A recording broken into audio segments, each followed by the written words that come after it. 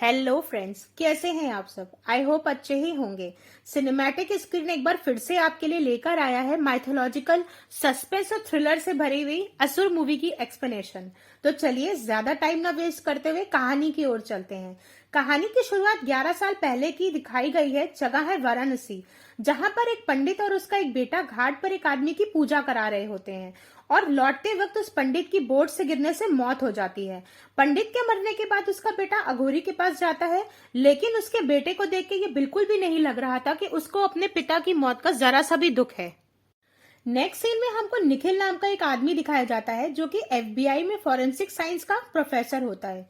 उससे मिले अर्जुन आता है, जिसको एक केस को सॉल्व करने में निखिल की हेल्प चाहिए होती है। निखिल बहुत ही सुपीरियर फॉरेंसिक एक्सपर्ट था। वो अपने काम के प्रति इतना डेडिकेटेड होता है कि अपनी पर्सनल लाइफ पर जरा सा भी ध्यान नहीं दे पाता। नेक्स्ट सीन में हमको मास्क पहने हुए एक आदमी दिखता है जो कि एक औरत की बहुत बेरहमी से मर्डर कर देता है। उसके बाद उसकी डेड बॉडी को कुत्तों के पास छोड़ आता है। निखिल को अननोन नंबर से मैसेज आता है जिसमें कुछ क्लूज होते हैं, जिन क्लूज के सहारे सीबीआई वाले उस डेड बॉडी तक पहुंच जाते हैं।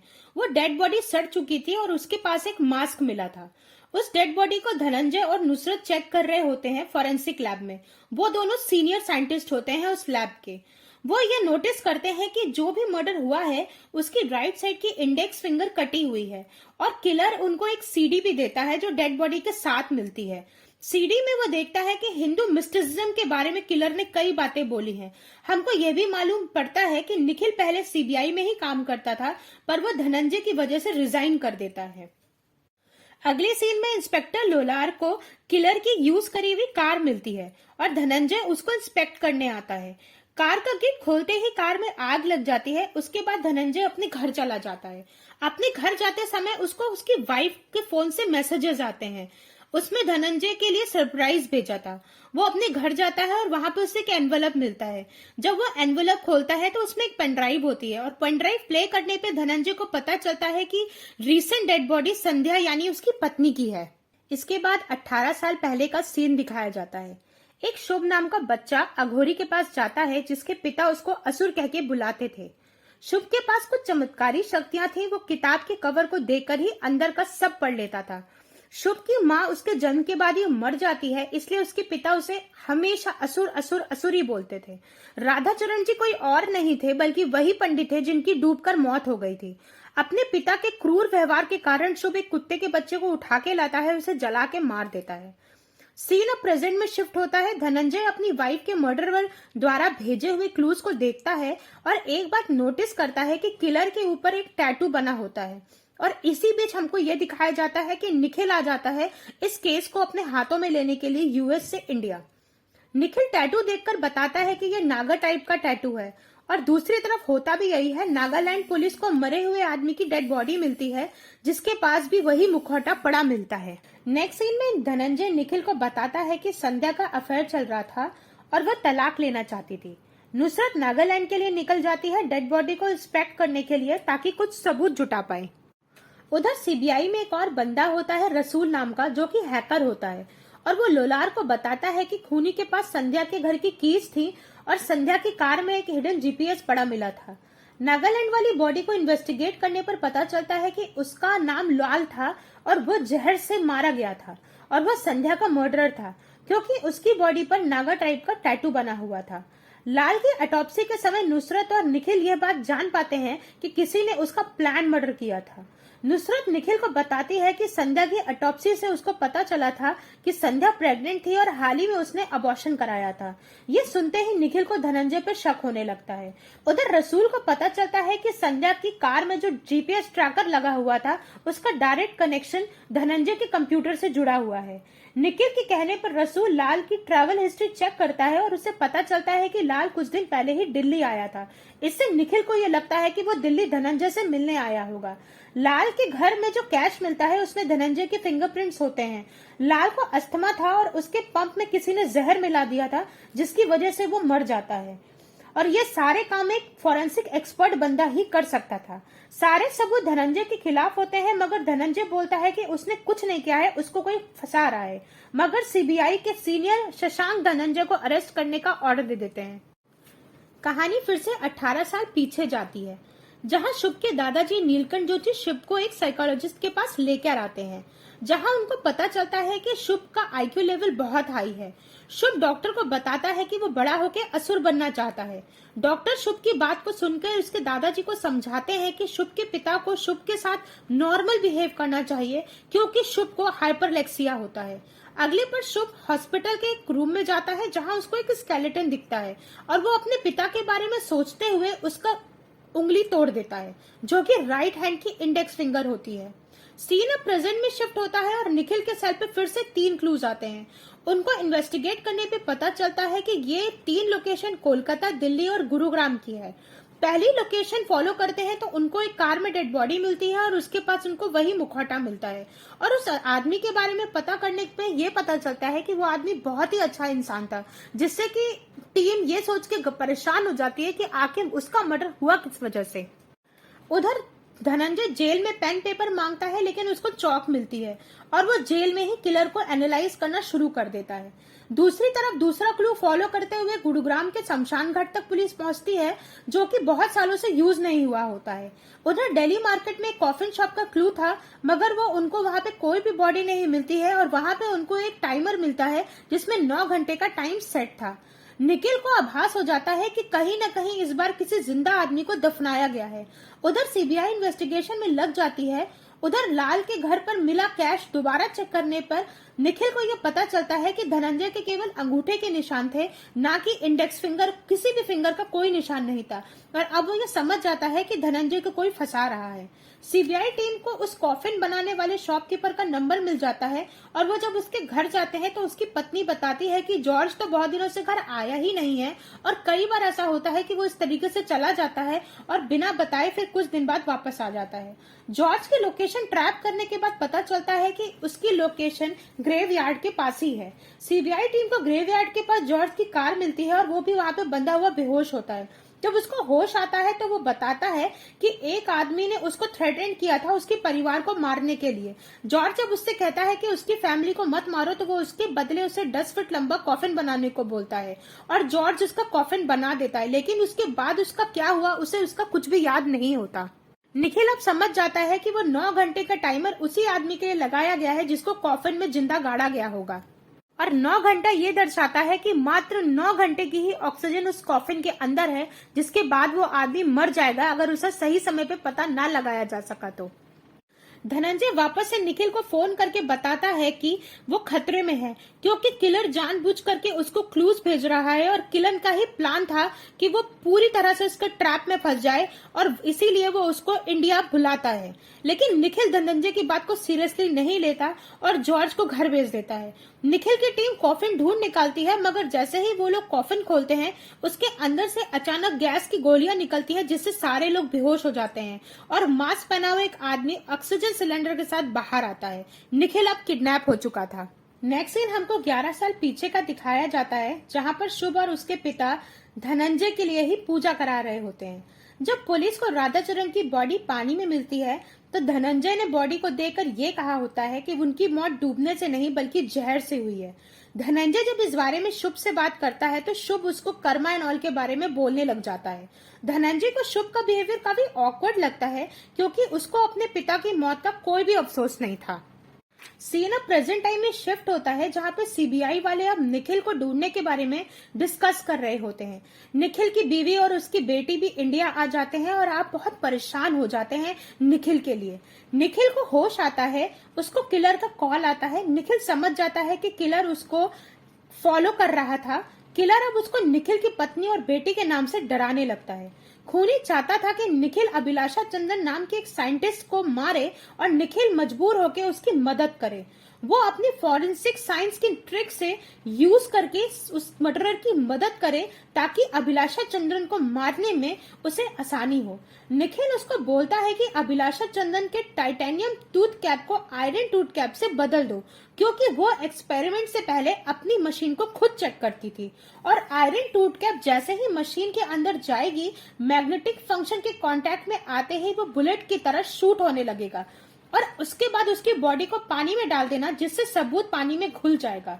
यही होता भी है और मर्डरर इसी तरीके से अभिलाषा चंदन का मर्डर कर देता है। अब निखिल की जगह लोलार को क्लूज आते हैं। जब वो वहां जाते हैं तो अभिलाषा चंदन की बॉडी उनको पानी में मिलती है और ये एक अंडर वाटर क्राइम सीन था, इसलिए नुसरत धनंजय के पास आती है उसकी मदद लेने के लिए।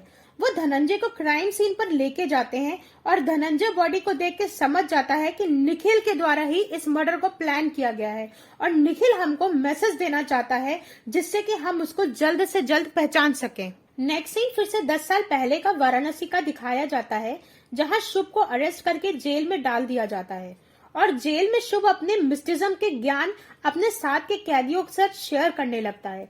जेल में कैदी शुभ को फॉलो करने लगते हैं और उसके एक रिलीजियस कल्ट का ग्रुप बन जाता है, जिसके चलते लोग अपनी जान तक देने को तैयार हो जाते हैं। अब सीन प्रेजेंट में शिफ्ट होता है। निखिल किलर से सीसीटीवी के थ्रू सिगरेट मांगता है क्योंकि उसकी सहन शक्ति अब जवाब देने लगी थी, लेकिन किलर उसको सिगरेट की जगह कुछ टैबलेट्स देता है और उसके कमरे में उससे मिलने आता है। अब निखिल उसको पहचानने की कोशिश करने लगता है कि आखिर के किलर है कौन। अगले सीन में हमको केसर नाम का एक आदमी दिखाया जाता है जो कि धनंजय से जेल में मिलने आता है। वो एक मोटिवेशनल स्पीकर होता है। नेक्स्ट सीन में हमको दिखाते हैं कि सीबीआई चीफ शशांक धनंजय को अनऑफिशियली केस सॉल्व करने के लिए वापस काम पर रख लेते हैं। धनंजय की टीम में सामर्थ नाम का एक साइकोलॉजिस्ट भी शामिल होता है जो विक्टिम्स के बीच में लिंक्स को पता करने के लिए हॉरोस्कोप मैच करने को सजेस्ट करता है। उधर नैना और रिया के लिए सिक्योरिटी बढ़ा दी जाती है। लोलार केस को अच्छे से सॉल्व करने के लिए एक रिटायर्ड पुलिस ऑफिसर से मिलता है जो लोलार को शुभ के बारे में बताता है। रिटायर्ड पुलिस वाला लोलार को बताता है कि शुभ ने ही अपने पिता का मर्डर किया था और जब वो जेल में बंद था तो 3 साल पहले जेल में आग लग गई थी, जिसकी वजह से शुभ के साथ 3 और कैदी मारे गए थे। लोलार धनंजय को जब शुभ के बारे में बताता है तो उसको शुभ के बारे में याद आता है। जब 11 साल पहले शुभ को अरेस्ट किया गया था तब शुभ ने धनंजय को ताना मारा था, धमकाया भी था। उसी वक्त धनंजय को यह महसूस होता है कि शुभ ही जिंदा है और वही ये सब काम कर रहा है। नेक्स्ट सीन में हमको निखिल दिखाया जाता है जो टीवी के जरिए एनालॉग सिग्नल ट्रांसमिशन की मदद से अपनी लोकेशन जानने की कोशिश करता है और तभी किलर निखिल को अपनी नेक्स्ट टारगेट के बारे में बताता है और उसकी डिटेल देता है, जो कि काफी फेमस बंदा था। अब नेक्स्ट सीन में 1 साल पहले का सीन दिखाया जाता है जहां कोल्हापुर में एक पेंटर एक असुर काली की पेंटिंग बना रहा होता है और वह अपने पोते को एक माइथोलॉजिक कहानी सुना रहा होता है। जब उसका पोता सोने चला जाता है तो एक मास्क पहने वाला आदमी आता है और उस पेंटर की हत्या कर देता है और वह खूनी किसी मैसेज की बात करने लगता है। सीन अब प्रेजेंट टाइम में शिफ्ट होता है जहां खूनी निखिल को आदित्य को मारने का प्लान बताता है। निखिल डिटेल देकर हैरान रह जाता है क्योंकि आदित्य को मारना इम्पॉसिबल था क्योंकि उसकी सिक्योरिटी बहुत टाइट थी और वो एक बहुत ही फेमस बंदा था। नेक्स्ट सीन में धनंजय इंडोनेशिया के एक टीचर से बात करता है जो धनंजय को उस मुखौटे के बारे में बताता है। ये मास डीमन को सिंबलाइज करता है। उधर नुसरत टेक्नोलॉजी की मदद से शुभ के फेस को एडिट करके देखने की कोशिश करती है कि अब बड़ा होके वो कैसा दिखता होगा। उधर लोलार शुभ की पिछली जिंदगी के बारे में जानने के लिए वाराणसी जाते हैं और शुभ के दादाजी से मिलता है। जब लोलार शुभ की कॉपियां देखता है तो उसमें उसको शैतान और असुरों की ड्राइंग मिलती है। शुभ के दादाजी बताते हैं कि शुभ के पिता को एक ऐसा बेटा चाहिए था जो देवों के नक्षत्र में जन्मा हो और वो शुभ के पैदा होने से पहले ही उसकी जन्म कुंडली बनाकर अपनी प्रेग्नेंट वाइफ की प्रेगनेंसी को कंट्रोल करने की कोशिश करते हैं, पर होता उल्टा है। शुभ पहले ही पैदा हो जाता है और वो असुरों के नक्षत्र में पैदा हुआ होता है, जिसकी वजह से वो बार बार उसे असुर बुलाते थे और यही नहीं उसकी माँ भी मर जाती है। दूसरे सीन में केसर धनंजय को बताता है कि सुर असुर एक कॉन्सेप्ट है क्योंकि इंसान के दिमाग में अच्छाई भी होती है और बुराई भी, या ये कह लीजिए कि इंसान के अंदर सुर भी होता है और असुर भी, और पूरी तरह ये उस इंसान के ऊपर डिपेंड करता है कि वो क्या बनना चाहता है। विक्टिम्स के हॉरोस्कोप को पढ़कर केसर बताता है कि ये सारे विक्टिम्स धनिष्ठ नक्षत्र में पैदा हुए थे और उनकी जन्म पत्री में लिखा होता है कि वो दुनिया में बहुत अच्छा काम करेंगे। उधर रसूल धनंजय से कहता है कि नेशनल इंफॉर्मेटिक्स सेंटर डाटाबेस में लोगों के बर्थ प्लेस और बर्थ टाइम स्टोर रहते हैं, जिसका यूज करके किलर धनिष्ठ नक्षत्र के लोगों को मार रहा है। धनंजय निखिल की वाइफ के पास जाता है और उस वेबसाइट को हैक करने को बोलता है। नैना उस वेबसाइट को हैक करती है तो वो पता लगाती है कि नेक्स्ट टारगेट आदित्य चरण है। आदित्य ने अपनी आधी प्रॉपर्टी चैरिटी में डोनेट कर दी थी, इसी वजह से वो इस समय बहुत ज्यादा पॉपुलर था। उधर निखिल भी अपनी लोकेशन को पता करने में सफल हो जाता है और वो जान जाता है कि वो दिल्ली में ही कहीं है। निखिल आदित्य को मारने का प्लान बनाता है। धनंजय और उसकी टीम जो है वो आदित्य के पास जाती है उसे खबरदार करने के लिए, लेकिन वो उनकी बातों को सीरियसली नहीं लेता। धनंजय को फोन आता है खूनी का और वो बोलता है कि आज ही रात को वो आदित्य को मारेगा उसकी एंगेजमेंट पार्टी में।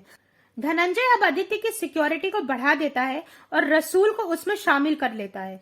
निखिल सिक्योरिटी टाइट होने की बात समझता है, इसलिए वो एक डायवर्जन बॉम्ब बनाने की सलाह देता है खूनी को।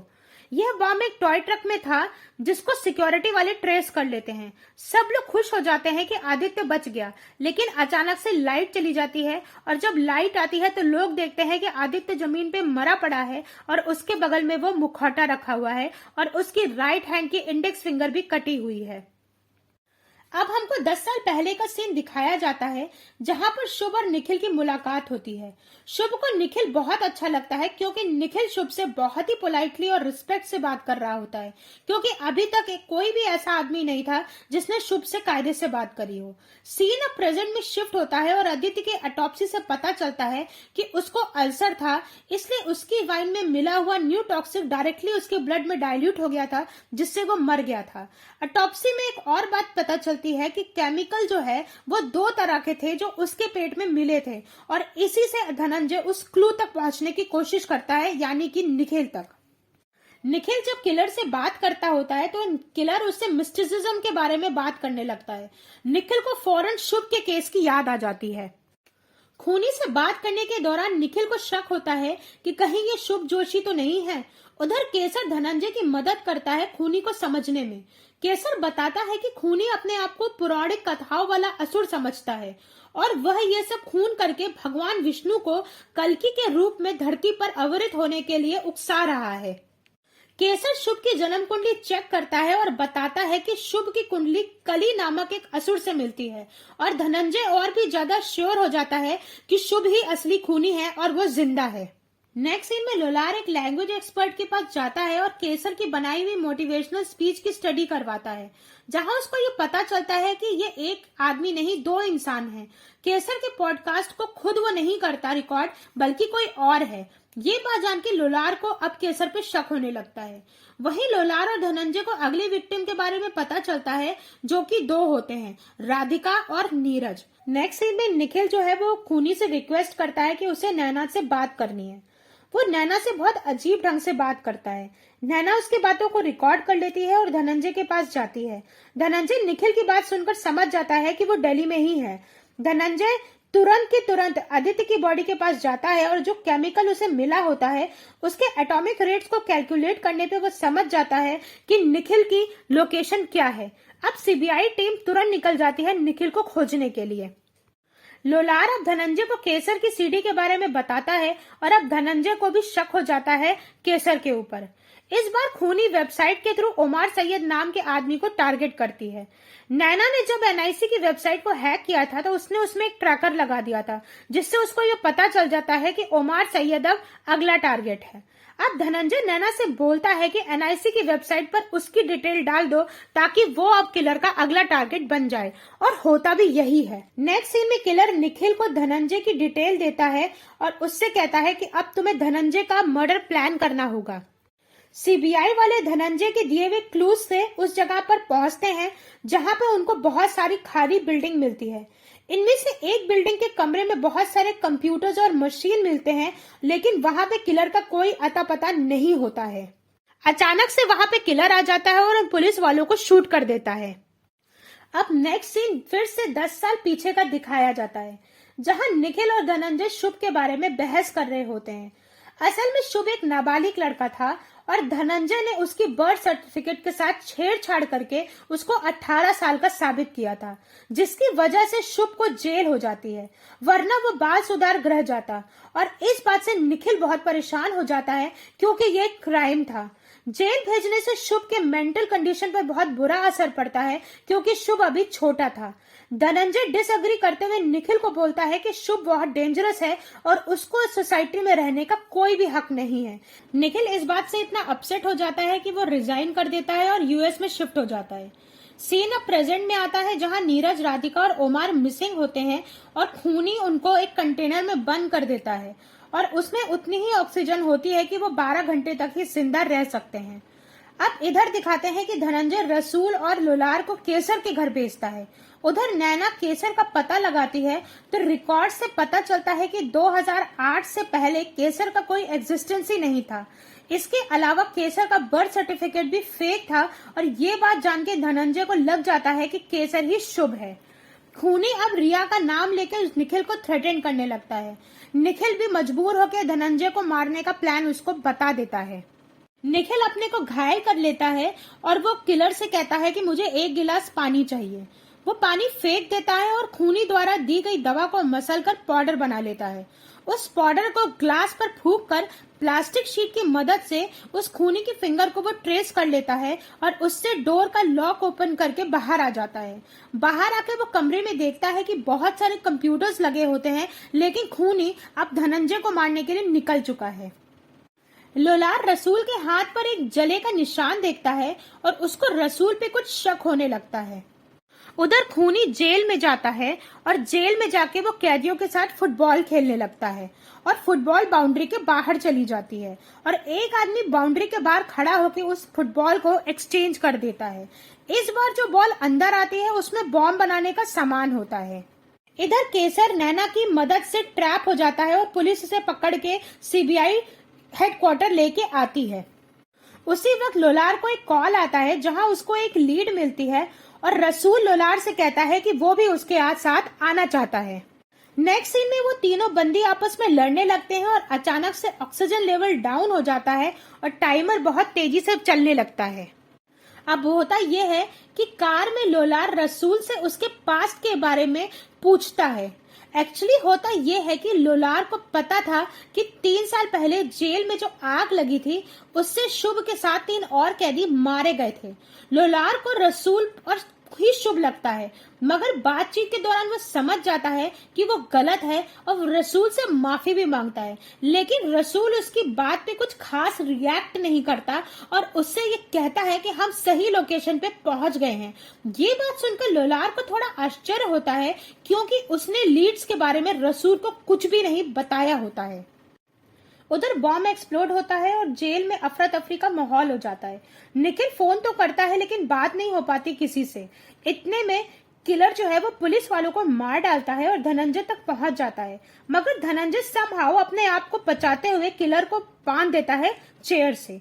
खूनी और धनंजय की बातों से पता चलता है कि शुभ अकेला नहीं है, उसके बहुत सारे साथी भी हैं, क्योंकि शुभ ने जेल में अपने रिलीजियस कल्ट के बहुत सारे मेंबर बनाए हुए थे। धनंजय समझ जाता है कि ये किलर शुभ नहीं है। उधर लोलार और रसूल वहां पहुंचते हैं जहां निखिल कैद था। रसूल के जैकेट से एक डायरी गिर जाती है जिसको लोलार उठा लेता है। रसूल की डायरी में वैसे ही ड्राइंग्स बनी होती हैं जैसा शुभ अपनी कॉपी में बनाए होता है। रसूल लोलार को मारता है और उसको चेयर से बांध देता है। रसूल लोलार को बोलता है कि बचपन में एक टीचर ने उसको फेल कर दिया था, जिसकी वजह से रसूल ने उसको जान से मार डाला था। रसूल ये भी कहता है लोलार से कि मैंने तुमको पॉइजन दे दिया है। नेक्स्ट सीन में केसर को दिखाया जाता है जो कि धनंजय से कहता है कि तुमको याद है तुमने कैसे शुभ के डॉक्यूमेंट से छेड़छाड़ करी थी और उसको बड़ा दिखा के उसको जेल पहुंचा दिया था। ये सारी बातें रसूल और लोलार कंप्यूटर पे देख रहे होते हैं। केसर धनंजय से कहता है कि अगर वो 3 जहर की गोलियां खा लेगा तो वो उसको 3 क्लू देगा जिससे कि वो राधिका, ओमार और नीरज की जान बचा सकता है। धनंजय एक गोली खा लेता है। केसर उसको फैक्ट्री का नाम बता देता है। धनंजय निखिल को फोन करता है और उसे तुरंत फैक्ट्री का नाम बताता है। निखिल वहां पहुंच भी जाता है। धनंजय रसूल को कॉल करता है पर रसूल का फोन स्विच ऑफ जाने लगता है। धनंजय दूसरी गोली भी खा लेता है और उसके बाद केसर उसको कंटेनर की लोकेशन बता देता है। निखिल कंटेनर तक पहुंच भी जाता है। कंटेनर के अंदर देखने पे उसे ये दिखता है कि राधिका, नीरज और ओमार में लड़ाई हो रही होती है और नीरज राधिका को मारना चाहता होता है ताकि ज्यादा से ज्यादा ऑक्सीजन बच सके। निखिल की मदद के लिए सीबीआई की टीम और नैना भी वहां पहुंच जाते हैं और नैना लॉक को डिकोड करने की कोशिश करने लगती है। रसूल ये चीज देख रहा होता है कंप्यूटर से और वो नैना को रोकने के लिए कॉल करता है आवाज बदल के और निखिल से कहता है कि तुम इस चीज को तुरंत की तुरंत रोको। वो निखिल को ऑप्शन देता है, या तो तुम अपनी बेटी की जान बचाओ या तो इन तीनों को। रसूल ये सुर असुर की बात करने लगता है और निखिल कहता है कि नहीं, मैं इन तीनों को बचाऊंगा और वो अपनी बेटी की जिंदगी सैक्रिफाइस करने को तैयार हो जाता है। उधर केसर भी धनंजय को सुर असुर की बात बोलता है, मगर धनंजय वो तीसरी गोली खाकर अपने आप को सैक्रिफाइस करने के लिए तैयार हो जाता है। यहाँ पर धनंजय और निखिल सुर और असुर वाली कॉन्सेप्ट को रॉन्ग प्रूफ कर देते हैं और अपनी लाइफ को सैक्रिफाइस करने को तैयार हो जाते हैं। रसूल कंटेनर का डोर ओपन कर देता है और काफी फ्रस्ट्रेट हो जाता है। लोलार रसूल पे हंसता है और कहता है कि शुभ हार गया। रसूल उसको गोली मार देता है गुस्से में। उधर डॉक्टर्स की टीम फौरन आकर धनंजय को ट्रीट करने लगती है और निखिल की बेटी की आया उसके बेबी फूड में जहर दे देती है, जिससे निखिल और नैना की बेटी मर जाती है। उधर कंटेनर से बाहर आते ही राधिका पुलिस की गन से नीरज को शूट कर देती है और नैना निखिल जब घर पहुंचते हैं तो उनको उनकी बेटी वहां मरी हुई मिलती है। केसर अब सीबीआई की कस्टडी में रहता है और सीबीआई वालों को ये लगता है कि वही शुभ है। धनंजय को सस्पेंड कर दिया जाता है और नैना अपनी बेटी की मौत के गम से इतना टूट जाती है कि वो निखिल को छोड़ के हमेशा हमेशा के लिए यूएस चली जाती है। नेक्स्ट सीन 2 हफ्ते बाद का दिखाया जाता है, जहां निखिल इन सब बातों का जिम्मेदार धनंजय को मानता है और उस पर चिल्लाता है, क्योंकि अगर धनंजय ने 11 साल पहले शुभ के साथ ये सब नहीं किया होता तो आज ये दिन देखने को नहीं मिलता। रसूल और नुसरत निखिल को ले जाने लगते हैं तो रसूल धनंजय को पलट कर देखता है और दोनों के बीच में एक इंटेंस आई कांटेक्ट देखने को मिलता है और इसी के साथ ये सीन यहीं पे कट हो जाता है। अब आते हैं कहानी के कंक्लूजन की ओर। सबसे बड़ा सवाल यह है कि असली असुर आखिर है कौन? तो इसका जवाब थोड़ा सा पेचीदा है। सारे मर्डर्स के पीछे हाथ भले ही शुभ का क्यों ना हो, मगर इसकी शुरुआत खुद धनंजय ने की थी, जिसने अपनी पावर का गलत इस्तेमाल करके एक नाबालिग बच्चे को सुधरने का मौका देने के बजाय उसको नर्क में फंसा दिया। इसलिए सजा के हकदार शुभ और धनंजय दोनों ही थे। शुभ ये सारे मर्डर्स क्यों करता था, इसके पीछे माइथोलॉजिकल पर्सपेक्टिव है, इस पे थोड़ा नजर डालते हैं। कलयुग में एक ऐसा समय आएगा कि सारे अच्छे इंसान पापी हो जाएंगे और एक दूसरे की जान के पीछे पड़ जाएंगे। इसी बात को सच साबित करने के लिए शुभ इंसान के अंदर छुपे हुए डार्क साइड को बाहर लाना चाहता था, जिसका कनेक्शन आप लास्ट की 3 किडनैपिंग के साथ जोड़ सकते हैं। नीरज, ओमार और गायत्री लास्ट में एक दूसरे के खून के प्यासे हो जाते हैं, यहाँ तक कि गायत्री नीरज का मर्डर कर देती है। एक सवाल ये भी था कि शुभ जीत जाता है या हार जाता है, तो इसका जवाब ये था कि निखिल 3 लोगों की जान बचाने के लिए अपनी बेटी की लाइफ सेक्रीफाइस कर देता है।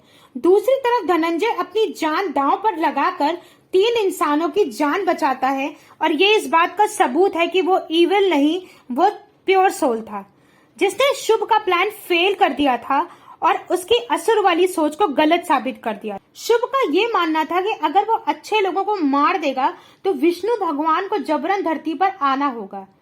हिंदू माइथोलॉजिकल स्टोरीज का उसके दिमाग पर बहुत गहरा असर पड़ा था, जिन सबको वो सच मानता था। वो एक बात पर बिलीव करने लगा था कि and is a new beginning, तो अच्छाई को मारकर और बुराई को बढ़ाकर एक नए युग की शुरुआत करी जा सकती है। ये थी असुर मूवी की पूरी एक्सप्लेनेशन।